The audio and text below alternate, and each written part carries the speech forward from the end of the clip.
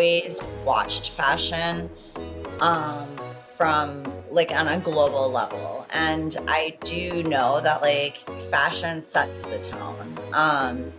It really it usually starts in Europe and it trickles through the world. And we end up getting that fashion a little later, but hair starts to really mimic fashion and what's happening. This is Girl Take Note, a podcast for women who are looking to turn their dreams into reality. Hey, Danielle, welcome to the Girl Take Note podcast. How are you? I am so good and so happy to be here with you today.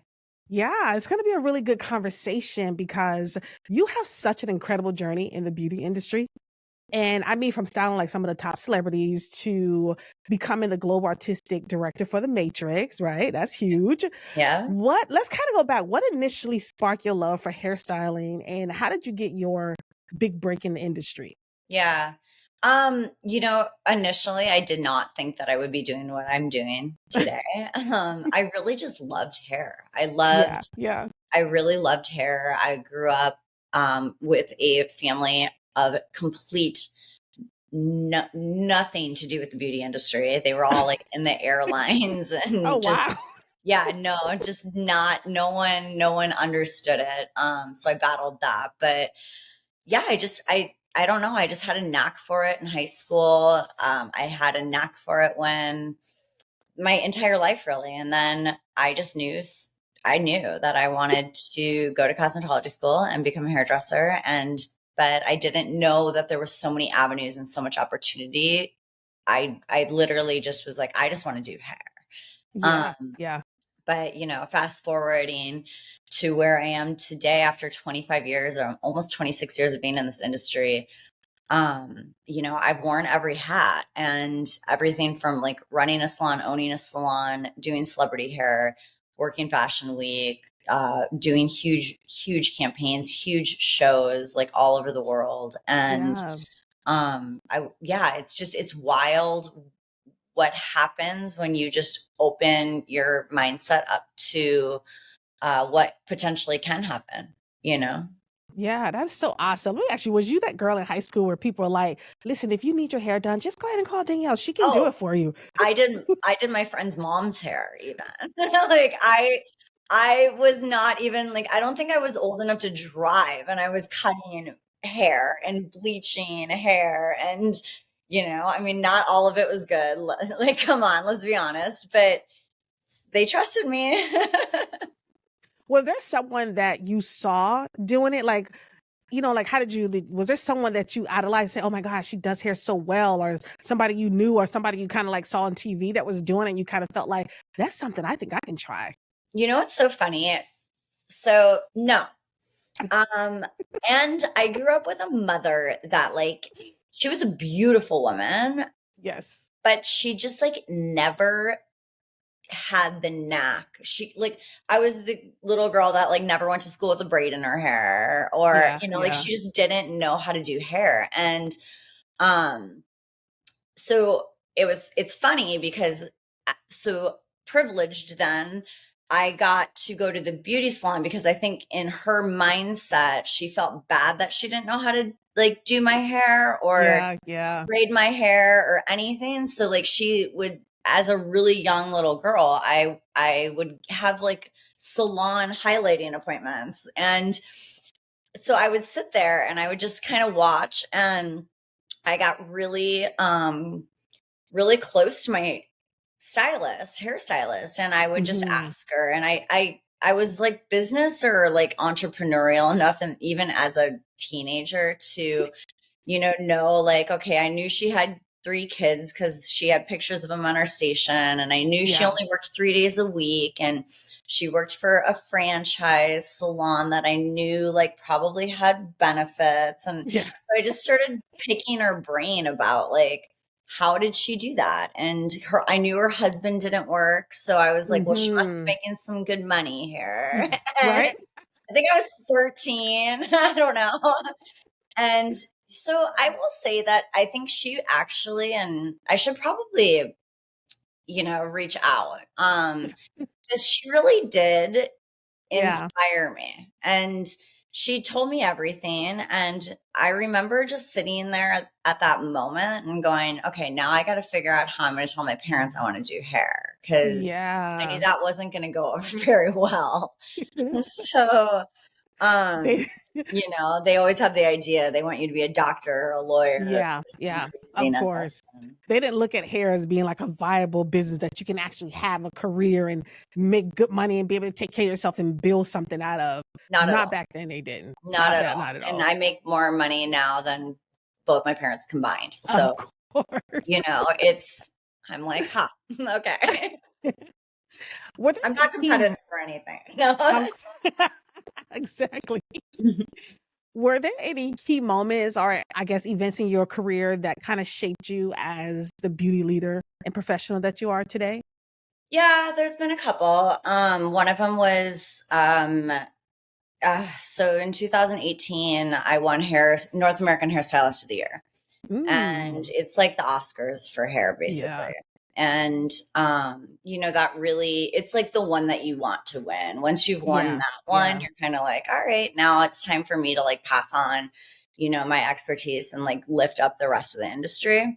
Yeah. Um, so that was a pivotal moment, I think, in my career. One of the pivotal moments, though, leading up to that was actually shooting that collection. And, Mm, I had been in the industry for that was 2018. So I'd been in the industry for about 18 years, maybe 19. And um, working for brands, and even as successful as I was at the time, I yeah. still didn't really 100% like trust or commit to like who Danielle Keasling was as a brand. I was still doing Mm, a lot of things that I thought people wanted to see, and uh, what I thought was going to make me successful, instead of just being like 100% real with like what I like am passionate about doing. yeah. And one of my friends at that shoot said to me, I was going through a really crappy, personally, it was the worst year of my entire life. I was going through Wow. a divorce. Mm, It got really, really, really messy. Married to a crazy narcissistic person. Had yeah. multiple lives happening when I was out of town. Wow. But on my career side, it was my best career moment. Like I had just gotten um, um, my promotion to global artistic director for Matrix. I had all Mhm. these like things going on. So it was like, talk about a roller coaster. I mean, I Yeah. literally was like up and down, up and down, up and down, up and down. And I walked into this photo shoot that it was the first photo shoot that I had really, really, really invested a lot of money into, like Oh, wow. personal, Mhm. Yeah. and to shoot for Hairstylist of the Year. And I walked in and I was like, I had like just come off of, another probably like police call. Like, I mean, it got so dramatic and crazy. And Yeah. I Yeah. just walked in and he was a friend of mine and he's like, so I can't wait to see like what you're doing, like what you planned. And I like looked at him and I was like, I don't have anything planned. Like the only thing Yeah. I have right now is wardrobe. And he was like, what do you mean? Cause he knows how organized I am. Yeah. Yeah. And I'm like, I honestly, I'm just gonna do hair. And he gave me the best advice, and it changed everything going forward. And it was the simplest advice. He's like, Danielle, just do you. Because when you do you, Mhm. it's so great. When you're looking to try to do something that you think somebody wants, you hold yourself back and you end up like second guessing yourself. And he's like, literally just do you. You have the wardrobe, just do hair that you want to do. Yeah. And it was really crazy moment, because normally I don't have that much confidence leaving like a photo shoot for a competition, like, oh my God, that's gonna win. And like everyone on set that day was just like, that's gonna win. Like, this is insane. And Yeah. Yeah. So those are two things that are very closely tied together, but two very different, I mean, they were a year apart. So two Yeah. very different pivotal moments in my career and two huge learning lessons. One is to like be authentic to yourself because, Yeah. when you come from that place, you attract, it's a law of attraction. Yeah. And Definitely. then just like the pivotal career moment was, taking your wins and celebrating them and being okay with them because I'm a very humble person as well. So Hmm. I'm not the first person to like be like, oh, I am this or, I've done that. And, it was a lesson for me to be able to like then stand on stage and say, I'm North American Hairstylist of the Year. And Yeah. the reaction that people would give me, especially if they weren't in the industry, kind of made me uncomfortable. They were like, Really? yeah, I shouldn't, right? But Yeah. that's, I think, our own like programmed subconscious that, even as adults, like we have to work through constantly. Yeah. Did you deal with imposter syndrome while you was working throughout your career? Oh Felt yeah, like I still yeah. do. Yeah. Yeah. I mean, I would be lying if I said I don't still have that because Yeah. sometimes I look at these younger artists and these ones that are, they've come up through the industry differently than I have. And, Yeah. they've really used social media platforms and they do it really, really well. And I'm like, I appreciate it. I just, some of it, like when you're juggling five different brands and I'm doing Yeah. such high level of executive work, it's like, I don't, I don't sometimes have the time. And then B, I walk such a fine line with Yeah. like what's acceptable to be putting out there on social Yeah. media as a Yeah. professional. And, you know, it's a tough one for me because I do, I am authentic and I want to be always myself, but like Yeah. I don't get as much, I guess, probably views or likes because I'm not dramatic. I don't do a lot of like Yeah. crazy like viral things. And I was gonna say that too with social media, it's almost like, and you can tell me if I'm wrong, but it's almost like anyone can do hair now. If you know how to do a hair, especially with wigs, especially in the Black culture, wigs is like the thing to do. You know what I mean? So if you know how to just slay a wig, anybody can be like a wig influencer.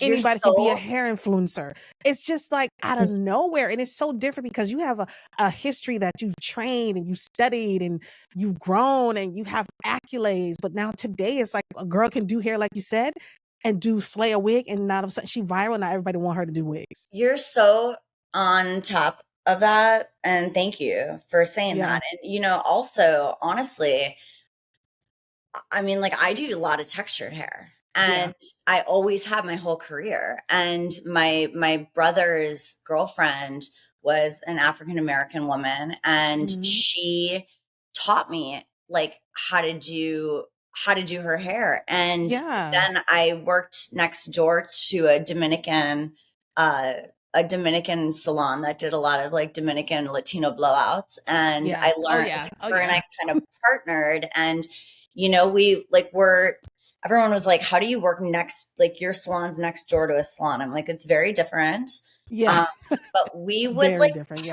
partner and like teach each other. And, and that's like the thing that I feel like is different. Like I had to like physically like climb the corporate ladder. I had to prove myself Yeah, with all types exactly. of hair. I had to Yeah. like constantly, challenge myself in even a corporate environment. And to your point, you know, everybody can make a good video with editing.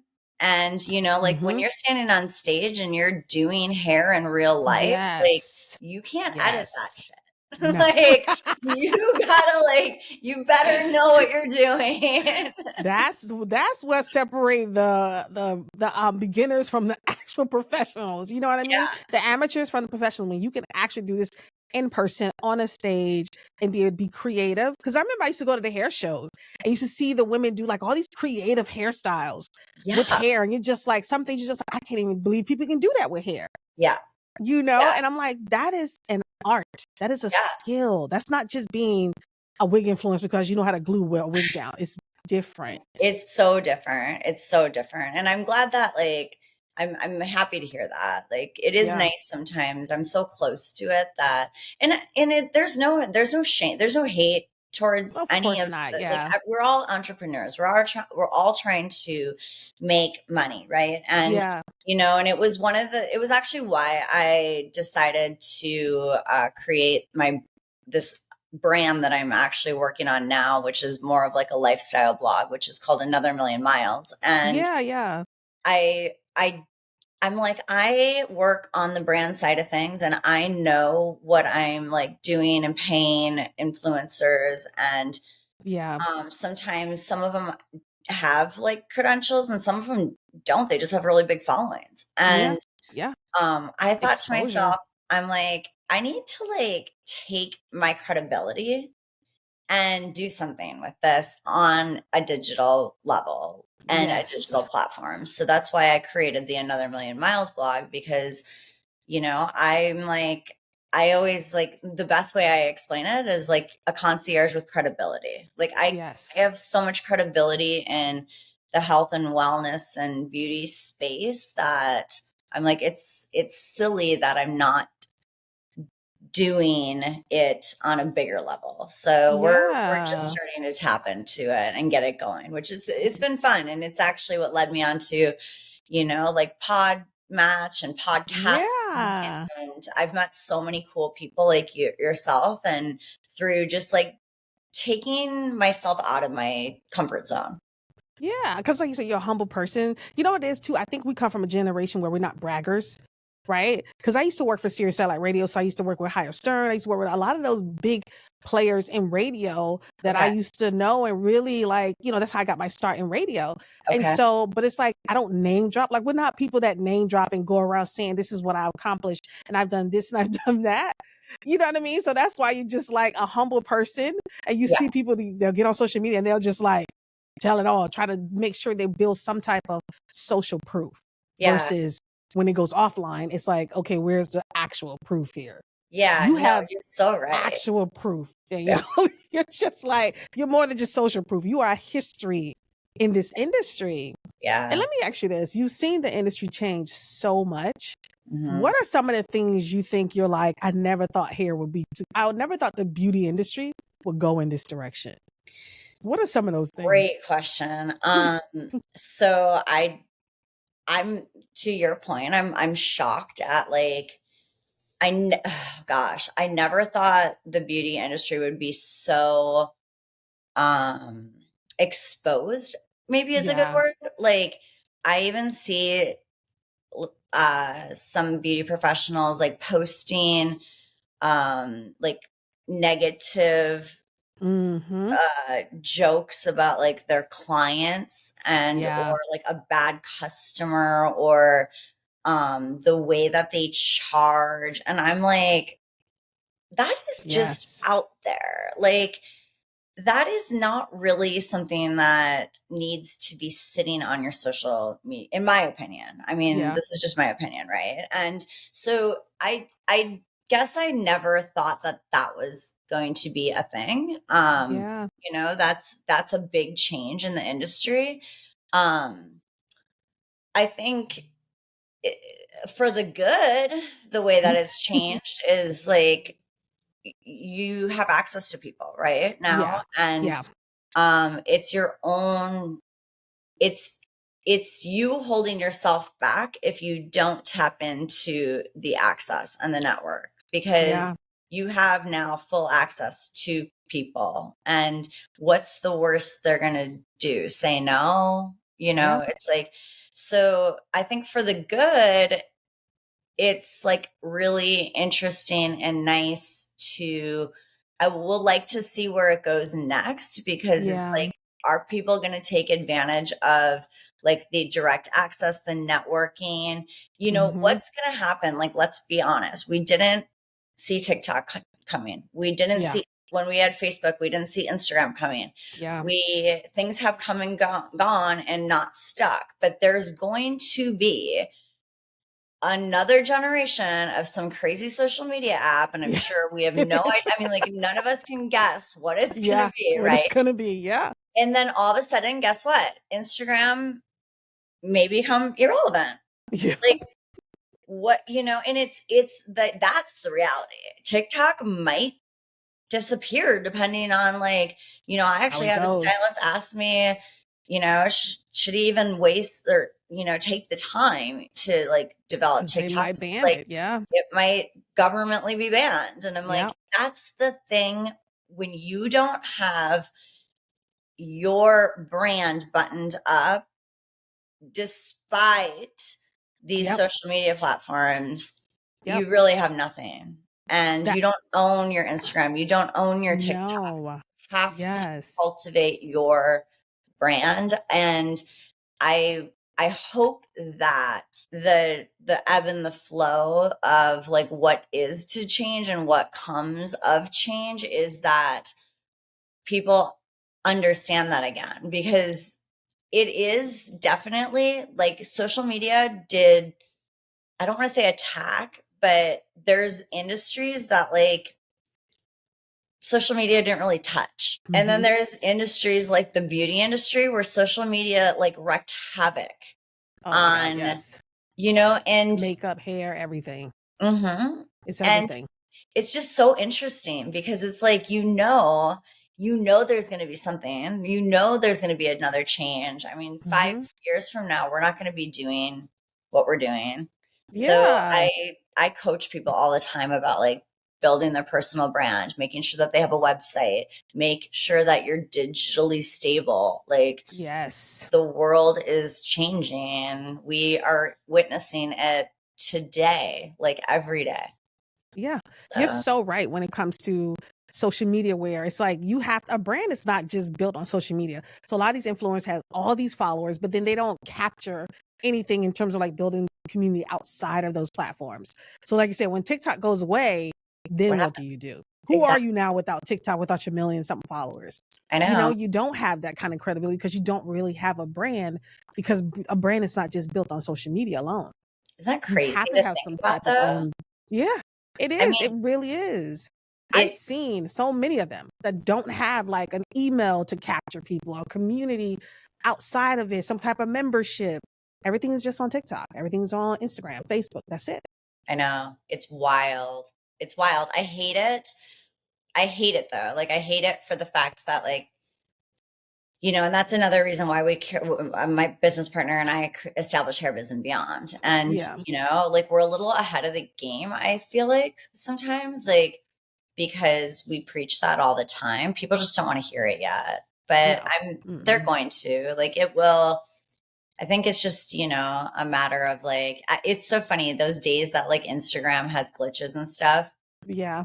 You just see like, people making comments about Instagram and how messed up Instagram and Meta and they own Yeah. this and I'm like, well, hello, people. Like, let let's use that as our first clue. Like, Exactly. to like hone in on your own digital imprint. Yeah. I mean, you really have to, especially when it comes to beauty. And it's like with social media, with beauty, the beauty industry, it's like we want to see, and not so much just pictures, we want to see video. So YouTube, I feel like, is a platform that's going to be around for a while because I agree. YouTube is the long form content, right? We can sit and watch. Like, I'll watch a beauty tutorial. Like, I'm 49, I'm just getting into makeup. Yep. I'm just getting into it. Yep. Really learning how to put it on. Never was big into makeup, but now I'm like, when I do wear it, I'm like, gosh, you know what? I actually look better with it on when I think Yeah. about it. And Yeah. not this, I'm not trying to be vanity, but actually, I'm like, I do kind of, it enhances things for me. Yeah. And so having a routine and learning is a lot what I do when I go to YouTube for that, because Yeah. you want to know how to do certain things and not just looking for these, especially when now that I'm an older woman, I'm like, I need to look for influencers that can really work with more mature skin. You know what I I mean? agree. Well, and I agree with you on the YouTube thing. And, Yeah. this is what I was telling my assistants recently. I'm like, we need to start building our YouTube more because like Yeah. I do think like you're making such a good point. I'm the same. If I need to learn something, Like Hmm. the other day, literally, I had this portable freaking bike charger for my tires and we could not turn the thing on. And I'm like, Yeah, just YouTube it. just And YouTube it. That's it. we like, and that's where I go for like learning how to do something. I Yes, immediately go to YouTube because I'm like, there has got to be a YouTube video on how to start this thing, on you know? everything. So I think you're dead on. You just validated the fact that I need to like continue to keep growing that because I do. I think that like YouTube's been around from the beginning too. Yeah, it does. It's been out for a long time. Let me Yeah, ask you this, Danielle. How do you stay like up with your trends and staying current when it comes to hair and in the beauty industry? Because it's always changing, changing. right? There's always something new. It's always shifting, and you've been in the business long enough to see it shift multiple times. So how do Yeah. you stay just on top of things? So it's funny when I started, I started more on the fashion side of Yeah. the beauty industry, Hmm. doing like session work and session styling and stuff. And so before I got kind of like really wrapped up in working for the brands, so I've always been inspired by fashion and I've Yeah. always watched fashion, from like on a global level. And Yeah. I do know that like fashion sets the tone. It really like, it usually starts in Europe and it trickles through the world and we end up getting that fashion a little later, but hair Yeah. starts to really mimic fashion, Yeah. It and does. what's happening. So I also I've just it's a natural thing for me to be attracted to and pull inspiration from, but then just like scientifically or like just if you look at trends, it is based mostly off of fashion or Yeah. some type of celebrity influence, which is usually again arises or is brought forward in the press from being at an event around fashion or like somebody showing up on the red carpet unexpectedly, like in an unexpected outfit or an Yeah. unexpected haircut or so it really all revolves around like for me fashion and culture like some and Oh even yeah. like music too. Oh yeah. Yeah. Yeah, so artists that are in the music business, they express themselves, obviously through their music, but also they're like fashion icons because Oh yeah. they push the limit, and a lot of trends get developed from that too that we see, and it's Yeah. not just in the United States but like like all over the world. So Let me ask you this. What's your process when they call you to work with a brand and there has to be a creative process here because you're a creative. What mhm, is part of your creative process when it comes to approaching, especially high profile events like the Super Bowl, because you did the Super Bowl with Lady Gaga.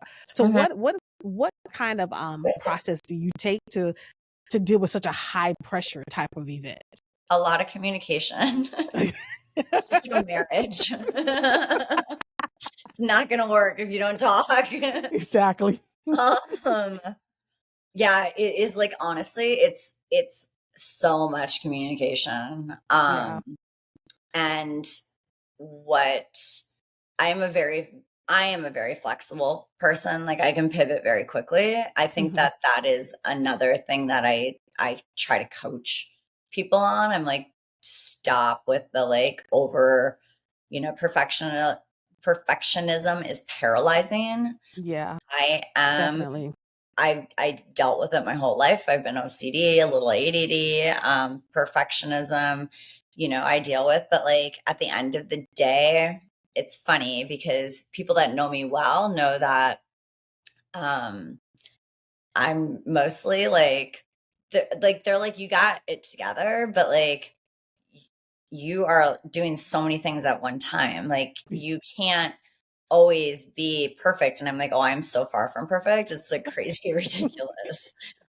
So I think that like, and that flexibility is everything. Like if I get a phone call and need to pivot and, show up at a big job, I have to I also have to be like grounded in my mindset. And Yeah. I think that that just comes with years of practice and like figuring it out. I also like lead from a place of heart, you know? Yeah. Yeah. I want to make sure that my clients are as happy as I am. So it is like, especially when you're doing a collection or you're putting together something for like the Super Bowl, or if I'm working on a campaign for like Ulta Beauty, Yeah. it's not about me. It's about what they're wanting the message to be about. And so, Yeah. like, really understanding, I think, is um, it's not just communicating, but it's really taking the time to understand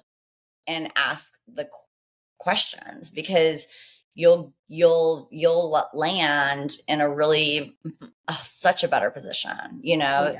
if you're not just assuming, or and you never know, there's so many people involved with these big productions that Yeah. you got to ask like 20 times sometimes, and you got to ask 20 different people sometimes. Because who you think is in charge is probably not in charge. Exactly. So, and you just got to like keep asking and keep, working. And that's the best thing. I guess that's how I like approach things like that. Yeah. If you had to pick one area in beauty, it could be working for brands, working strictly with clients. Which part of it did you enjoy the most? I actually like bringing other people's visions to life.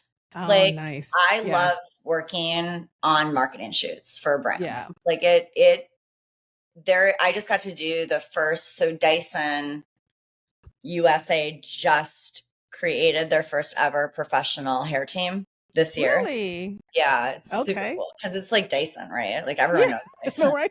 Even if you don't know they have a hair dryer, they know Dyson. Like most guys Exactly. that I'm Exactly. like, oh, Dyson. They're like, oh, the vacuum. Like, you work with vacuums, and I'm like, oh my gosh. So they asked me and another gal, Pakila Riley, to head up this team. And it's been so much fun. And we shot our first team collection, like our first, it was a creative collection. So Yeah. Dyson didn't give us the direction.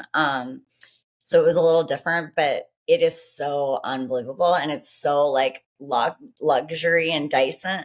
So, um, like, even in that capacity, like representing brands, and then having the ability to be creative in like a situation like that. But then, like, when I walk into Ulta Beauty, Yeah. they have, we do a lot of like pre calls, and we go through meetings and selects and models, and like, it's about making, my marketing team happy, and then also the models happy. And Yeah. so one of the things that, has really worked for us well is like me pre having like meetings like this with the models before we even get there. And, Yeah. because if you can tap into human heartstrings, and like everything else is easy. Like it's not that hard. It's not that high pressure. And yeah, yes, you're doing a marketing shoot for Ulta that's going to be all over the freaking United States and, Mexico and Canada. But like, it's, it's the models, when they're comfortable, it's Hmm. like, my job is so easy. And then the whole set runs smoothly, because if the models are happy, everyone's happy, because then they get the good Exactly. pictures. So Yeah. yeah, You know what? I'm so glad you said that because I feel like today, when it comes to hair, and I've seen so many horror stories across social media where people, the customer service part of it, I think has kind of not there or missing because, first of all, like I said, everyone is a hairstylist. And so people are booking and people bookings are getting canceled and, their hairdressers are fighting their clients. And I'm seeing so much that I never saw before when it came to just like the hair industry. Like back in the day, you go to the hair salon, it's your stylist, your friend, and you talk, you chat, you tell your life, and it's always a great experience. But today it's like it's the different. atmosphere is shifted so much. It's It's shifted so so much. different. And yeah, it really has, hasn't it? Hmm. Where people just are not happy with the kind of service that they're getting. from hairstylists, and they feel like I'm paying all this money, and then you just go and cancel my appointment without me even knowing and ask me to rebook. And it's just been like a lot where Yeah. people are like, you know what, I'm gonna try to slay my own wig. Yeah, no, I actually, you're again on it because that is probably a little bit of a pet peeve of mine. I was a very like attentive stylist when I was working in the salon, and Yeah. I didn't pick up my phone. I Yeah. wasn't like, and you know, it's so funny now, like everyone has tripods around their station and they're Yeah. filming everything that they're doing. Yep. Yep. And there is absolutely no like confidentiality. Mm-hmm. And Yep. like, I just remember, and it hasn't been that long. I sold my salon in 20 2017, I think. Mm, So and I'm still always working with like clients, aka models. yeah. But like I never ever like I walked into that salon, and in order to basically get a hold of me, you would have to call the salon. Like I never pulled Yes. my phone out. I gave my undivided attention to my clients. And Yeah. you know, it is so different, like you said, that it's kind of sad because, It is. you It know, really like is. that really was a like a sanctuary. Like Mm-hmm. salons were kind of like, you know, a sanctuary to get away from your day-to-day, Yep. like your day-to-day grind, and where you could just go in and like have an ear to talk to and like Yeah. escape your family, escape your job, escape. And Yeah. now like it's like very much just like, all right, now I'm an object for social media. Yes. Yeah. That's exactly the culture it is now. What advice would you give to anyone that's trying to get started in this beauty industry, let's say the hair industry? What advice would you give them? Would you tell them to go ahead and go the route in terms of like working with clients, being in the salon? Or would you tell them to, hey, also think about, the brand route, being able to work with brands directly? Yeah, I mean, I think that that's a hard one because I mean, I've done all of it. So, Yes, you have. you know, I think that the biggest advice, the best advice I could give, like new people coming into the industry is like don't give up. I Yeah. see a lot of people get very discouraged. Hmm. The imposter syndrome is real. Oh Like, yeah. and if they don't have a social media, they're like, I don't want to start one. It's like, how could I ever compete with like so and so and so and so? And I'm like, Yeah. don't worry about that because just focus on like being a good stylist and taking care of your people. Cause I do believe, I know it's weird and like I'm totally not against like any social media or AI because I'm like learning AI. I'm like actively learning it. I think Yeah. AI is going to change things like to another Really? Yeah. level, and I think it's going to end up, there's going to be some type of social platform that is so heavy AI, and like in order to Yeah. Yeah. understand AI, you have to take the time to like learn it. You have to be savvy. You have to like be an entrepreneur. You have Oh to, yeah. you know, and I feel like that, I feel like all this other stuff is going to start just kind of working itself out. And I see a Hmm. lot of hairdressers like start and then they get discouraged, or they're not in the right location Yeah. or Yeah. salon, and they like let the outside affect them too much, and whether it's negativity, whether it's imposter syndrome, whatever it is. And then, you know, it's funny, it's like, and it's a fact, a lot of them end up in being nurses. Like I'm like, Yeah. if you were a nurse and you hated nursing, you got to be a hairdresser, and if you were a hairstylist and you hated that, you went to nursing. And it's just because Yeah. naturally, like we are like we want to be caregivers. Like we want Yeah. to give, we want to serve. And I think focusing on, you know, like focusing on good customer service, because to your point, it's hard to find. You'll Yeah, it build a is. clientele fast with it, and focus on yourself. Focus on, like, don't worry about what everybody else is doing. Yeah, that's true. Well, we're gonna bring the show to a close, Danielle. This has been really awesome. Yeah. But what is there anything else you're excited about when it comes to maybe the blog or anything else? I know you're working with Dice, like you said, that's gonna be awesome. Is there anything else that you're excited about that's coming ahead? I'm just excited about, like, expanding outside of just hair, Yeah. and it's not just hair for me because it's fashion, it's hair, it's, Yeah. like, I do so many different things, but, like, I did have that epiphany about 2 years ago, and it's taken 2 years to, like, start this conceptualization of another million miles. And Yeah. I've been just starting to finally this year, like, work with, like, a lot of health and wellness products, a lot of, like, Mm-hmm. biohacking, reverse aging. It all goes hand in hand, but Yeah. it's fun to have a new passion project that kind of excites you, because you can't do it in your sleep. You have to Yeah. actually, like, do research. And like, I feel like sometimes with hair I can do it in my sleep, and not that it doesn't still drive me, and I'm still as passionate about it, but I, like, never in a million years thought I'd be geeking out over, like, AI websites, Yeah. like, learning how to, like, use AI. I'm like, well, who am I? And, like, learning, like, and caring. I have a business partner who's great with marketing, and she does all of our website stuff. But, like, I'm like, but why do they call it a pixel? And what kind of funnel is it? And she's Yeah. like, I'm like, Sparking your interest. oh, I want to know what this means. So it's a lot of fun. So that's kind of my new, like, fun venture.